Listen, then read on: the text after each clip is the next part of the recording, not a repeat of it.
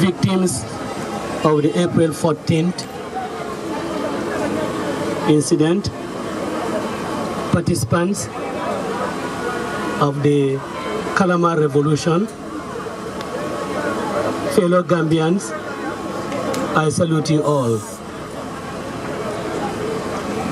In the history of nations, there comes a time when one or two seminal events can cause cataclysmic convulsions and produce profound changes in the political landscape of a country.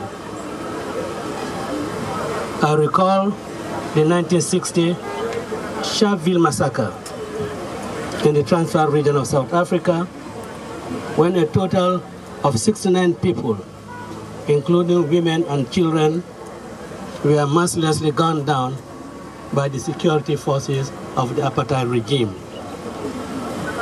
Likewise, in the same country, the iconic Steve Biko was murdered by the racist police. I also want to recall the 17 December 2010 self-immolation of Mohamed Bouzazi in the Tunisian town of Sidi Bouzaidi, who set himself on fire in protest at the confiscation of his wares and excessive humiliation and harassment that he was subjected to by the municipal authorities. He died a few weeks later. These three events set in motion a series of nationwide upheavals that led to the end of the apartheid in South Africa and the demise of the totalitarian regimes of former Tunisian President Seni Abidine Ali in 2011 and ushered in the so-called Arab Spring Revolution that culminated in violent overthrow of dictators such as Muammar Gaddafi of Libya. Today, we are here gathered to mark the first anniversary of a comparable event in the Gambia that became the genesis of the end of the brutal, callous, dark, and evil regime of one of Africa's most obnoxious dictators, Yahya Jammeh. On this very day, last year, on this very spot, a group of United Democratic supporters, led by the party's national mobilizer, Ibrahim Solo Sandeng, held peaceful demonstration to demand for electoral reform as part of a much-needed democratization protest in our body politic. These valiant sons and daughters of our motherland were within their democratic rights and constitutional rights to protest at the naked injustices then prevailing in the political sphere, which were designed and perpetrated for no other purpose than to sustain a virulent dictatorial regime. The reaction of the security forces to the peaceful protest to demand inalienable rights was typical of the governance culture inherent in the Jammeh dictatorship. Instead of engaging in dialogue and consultation with the political stakeholders in the country, Yahya Jammeh unleashed the fearful forces of coercion to break the peaceful protest, to arrest our party militants, and then carried out the most inhuman treatment unimaginable, leading to the death of Solo Sandeng on the very day he was arrested and detained. Many other detainees suffered life-changing injuries at the hands of the cowardly torturers.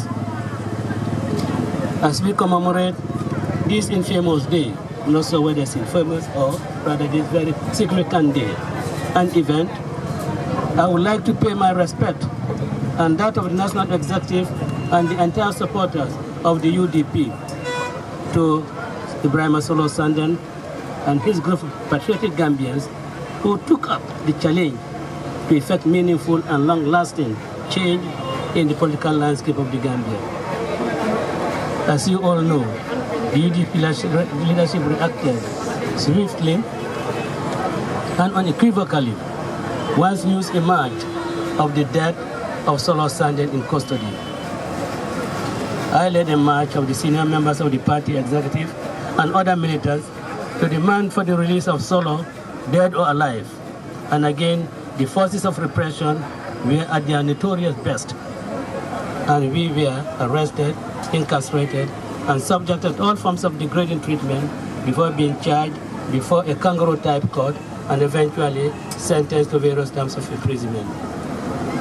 From the day of my arrest, alongside members of the National Executive, the politics of our country changed forever for the better. The outpourings of support from party militants in and out of the country, not to mention the varying degrees of support from other political parties, civil society organizations, and Gambians in the diaspora, galvanized a new momentum that led to the fall of a 22-year dictatorship within the space of 8 months. I would therefore like to take this opportunity to thank all those in their various ways who contributed to the end of the deadly Second Republic and the birth of a new political dispensation in our motherland that we now call the New Gambia. I pay tribute to the ultimate sacrifice that Solo made, as well as the sacrifices the other participants made in that epochal march. We will always cherish the memories of our departed colleagues and the miserable contributions Solo made in the evolution of a new political culture of freedom, democracy, and respect for human rights.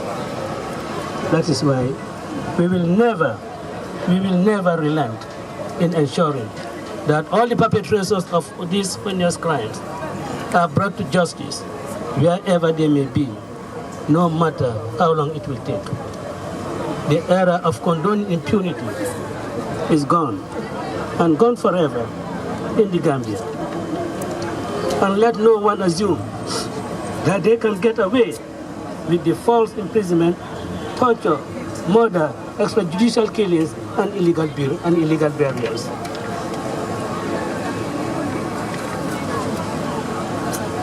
I'd like to recall, in conclusion, before concluding, I'd like to recall T.S. Eliot's famous poetic verse that April is a cruel month. Indeed, for the Gambia, this could not be further from the truth. The truth during the Jammeh dictatorship, from the truth during Jammeh dictatorship. For it was in April 2000 that the regime of Yahya Jammeh massacred 14 students who were protesting the murder and rape of 2 of their fellow students. Once again, the regime manifested its murderous inclinations in suppressing dissent, and on the occasion of another anniversary of that debacle, the first after the end of the repressive dictatorship of Yahya Jammeh. I would like once again to pay homage to those who were killed and to assure their families that the incident will be revisited to shed more light on what transpired in the drive to ensure justice and closure for those who lost their lives at the flower of their age. It was on this spot that the New Gambia was conceived. It started its gestation from here on the 14th of April. And on the 1st of December 2016, the New Gambia was given birth to. It was Solo Sandeng who fathered the New Gambia. Because without him, I had no cause to go out. I had been asked all the time that I should go on this, but I had no cause. It was the death of Solo Sandeng that gave me the cause. But it was a cause that was beneficial for the whole of the Gambia.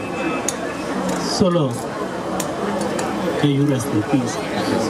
We've lost you, but certainly you have done for the Gambia what no one has ever done for this country.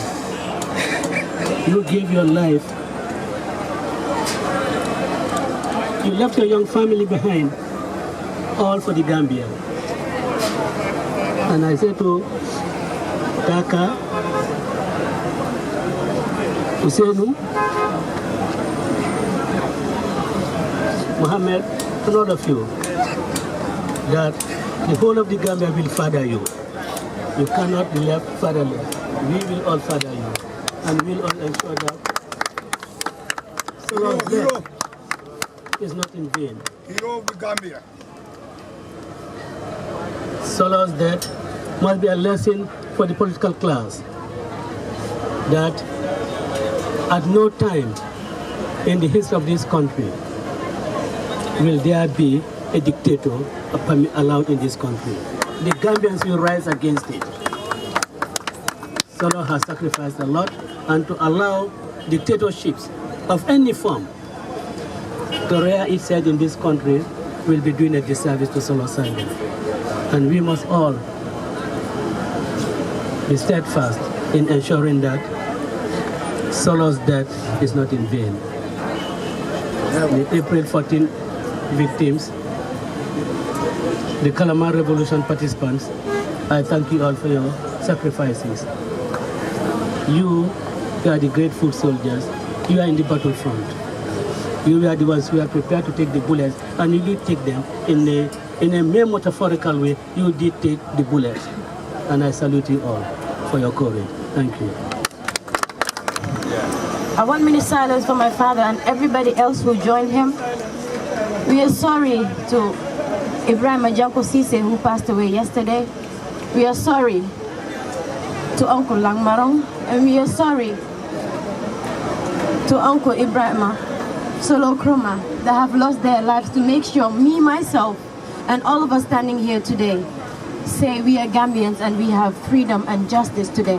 So can we please all take a 1 minute silence and pray in our various ways to make sure we honor those people who have fallen for us, plus the December 30th, the 2,000 students who have fallen, everyone else who have fallen in the cause of fighting for justice for the Gambia.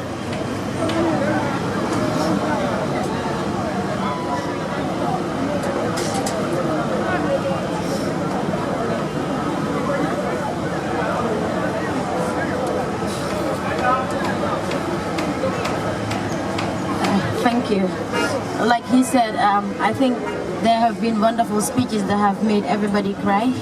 I would have not wanted to stand here and say anything because my emotions are too high, and I'm so grateful to everybody who is here, be it the youth groups and everyone, and especially to the UDP who have shown us that Solo was a son of theirs, and they're here to show solidarity to him and to everybody else from the UDP who has fallen and every other Gambian who has sacrificed for what we have today. So I thank everybody for coming here today under the sun like Solo did the last time, and that's what we wanted. We wanted to walk under the sun like he did. We wanted to feel what he felt, even though we cannot feel the torture and the death that he felt, but then we can feel the sun that he walked under. We can feel everything else in our hearts and the pains, and we are grateful to every Gambian and everyone outside, especially to the diaspora also, that I call uncles, that I call aunts, and I call my fathers, that have done very well for my family and have stood by us from the first day. So I say thank you very much, and then we would see you by 4 at Paradise. Thank you.